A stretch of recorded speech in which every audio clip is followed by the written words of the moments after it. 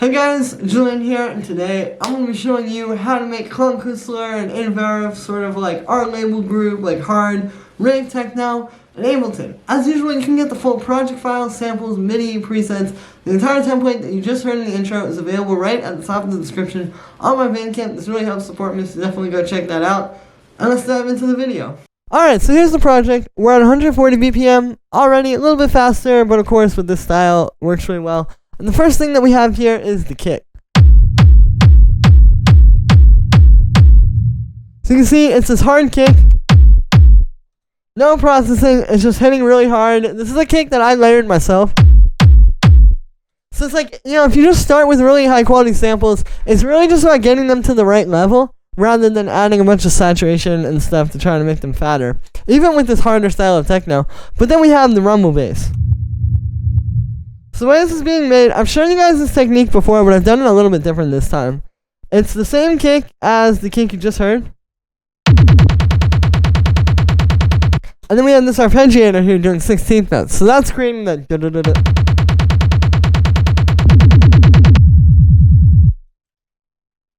And then you can see, we're putting it through a bit of reverb, which is 100% wet, but it's really short, so that's how you get that kind of like really fat rumble.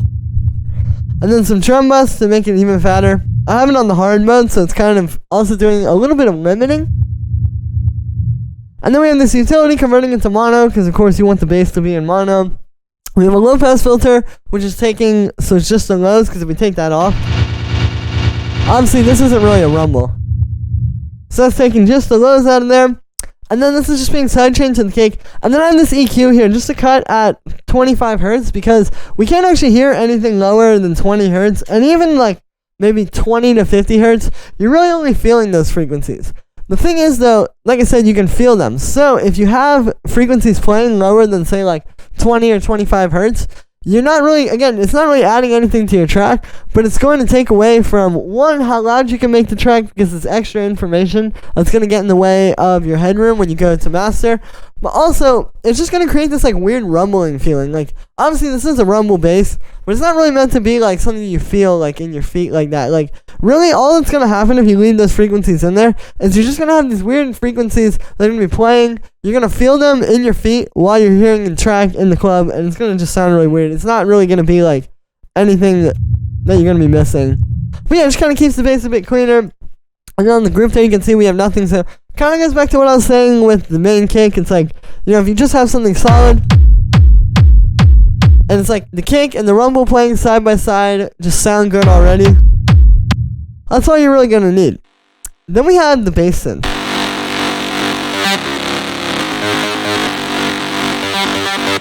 So it's playing this really simple MIDI where it's just going from G to C sharp to G sharp. So it's kind of giving you this like evil sounding progression with that G to C sharp.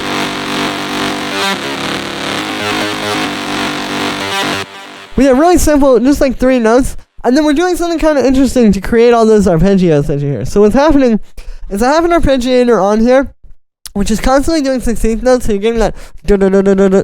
But then at some points you can see I actually recorded some automation of just moving the steps here. So if you look,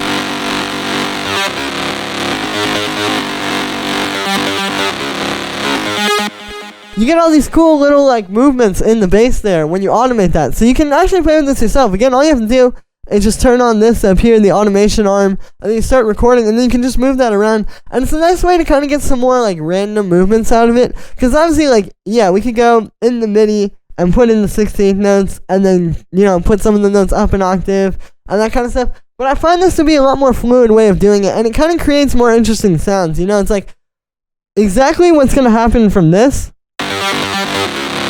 like that, or this.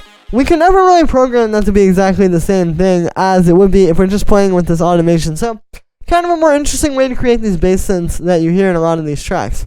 And for the actual sound, it's made with 2 wavetable layers. So we have this one, and then this one.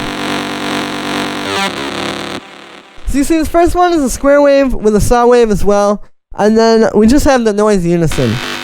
But there's not like a whole lot of it. And then we're layering that with this one, which is actually just a saw wave with the classic unison. And you can hear they kind of give you the best of both worlds. So yeah, and it's really just about, like, you can see there's not really too much processing inside the synth, you know? We're not even really using the filter, not too much modulation or automation or anything like that. It's really just about getting, like, some fat sounds that can play well together. Then after that, we have this multi-band distortion rack. So I've shown you guys this technique before, but essentially what's happening here is it's 3 chains. We have a high chain, which you can see is being distorted with this overdrive. We have a mid chain, which is being distorted with this amp, and then the low chain has nothing on it. So there's 2 reasons why we do this. One, because if you just try to drop distortion on the whole thing, it's going to get kind of messy. Like, you're going to get the low end kind of crunching together with the mids and highs. And yeah, it can just be really messy. This way, instead what we're going to do is we're going to be doing just the mid-range and just the highs. So those can get nice and crunchy in their own way. But it's not going to be like the mid-range pushing against the high end to get distortion. You know, this way it's very specified. I can actually see on this one I kept in the mids and highs. So that's the first reason. It keeps things cleaner, but also it just gives you like a fatter sound, you know? Like, if we try to just take these and drop them on again, like, you really want to get that same thing as when you're really going through and specifically targeting the highs, specifically targeting the mids, and then specifically targeting the lows. It makes a bigger difference. And yeah, there's without it, and then with it, again without it, and then with it. So it really helps you to get that crunchier, kind of more full sounding synth. Then we have this echo, just doing quarter notes just to give it a little bit of space. I have a drum bass at the end to tie it all together and make it a bit fatter. Then we just have a compressor, which is sidechaining this to just the kick, no rumble.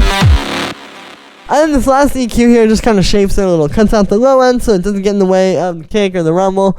And then also just boosts the mid-range and the highs a little bit. Here's without this.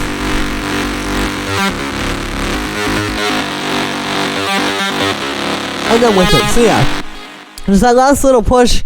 And then we have the lead.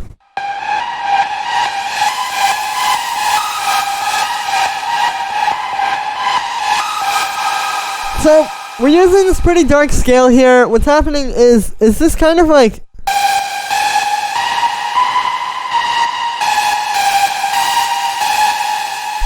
you know, like we're playing with those notes. So you get this like really dark feel, and really all it is it's just these 2 notes. There's a note in between them, and then those 2 notes. And it just has this very like kind of evil sounding like hard rave techno sort of feel. And it works really well over that bass synth too. And these extra notes in here are just like, just that one D sharp up there, you know, just kind of adding that in there.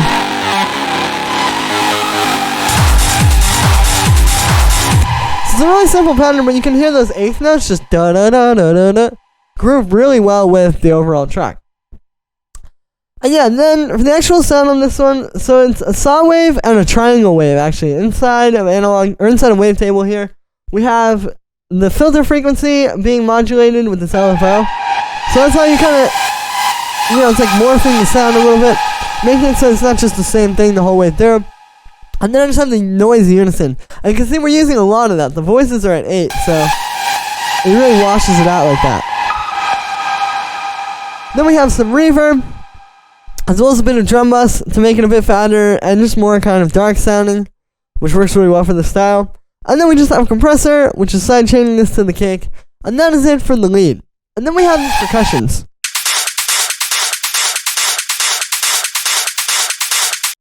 So you can see it's 3 layers, and these kind of make up that one like background sort of like crunchy textured shaker loop you hear in a lot of these rave techno tracks. So it's 3 things, like I said. So it's the shaker,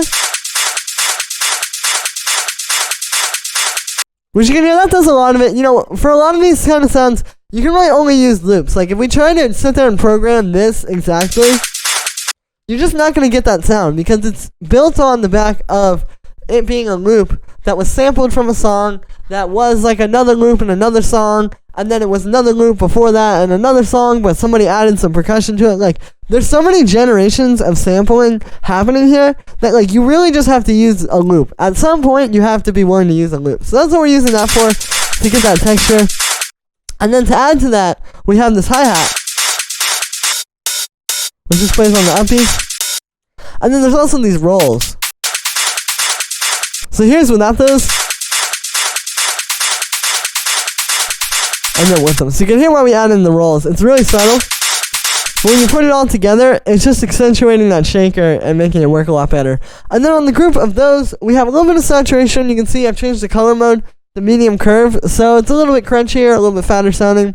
I also have a high pass filter on here, and then that's just boosting the highs. And then that's it for those. And then we have the clap. So this is that style of clap you hear in a ton of hard techno tracks like this. And yeah, the way it's made is it's an 808 clap. That's what you want to use. A clap literally just from the 808 drum machine. And then it's just a lot of distortion and some reverb. And that's how you make it. I've shown you guys these claps before, but I've never shown you the actual process of like how you would make one from scratch. So we're starting with this clap. Again, just your standard, nice, punchy 808 clap. You can see I pitched it down a little bit, and then we put it through one overdrive. Then we put reverb on it, and then there's another overdrive. So really this sound is just about getting it, you know, extra crunchy, extra fat sounding. Like, don't be afraid to use too much distortion, because sometimes, especially with a sound like this, too much distortion can sound like too much distortion, but it can also just kind of take it to like another dimension in terms of the sound design. Like, a lot of times you can get a lot of things by just overly distorting a sound that you'd really be surprised. So that's really all it is to make these kinds of claps. But if you don't distort it and you just try to use like a dry clap like that, it's just not going to hit hard enough. This gives you that big. And this also has a high pass filter on it, just to make sure it's not going to get in the way of anything else. And yeah, and then we have the last layer here, which is just this ride. So pretty standard kind of techno ride here. You can see I'm high passing it, and then I have it going through my ultimate stereo widening rack. Which is important to do something like this on the ride. You want to kind of spread it out. If you have it right down the center with everything else, here's without this. You see it gets kind of vague. And then if you spread it out a bit, it kind of sits in its own place, and then it can stand out in the mix a lot better.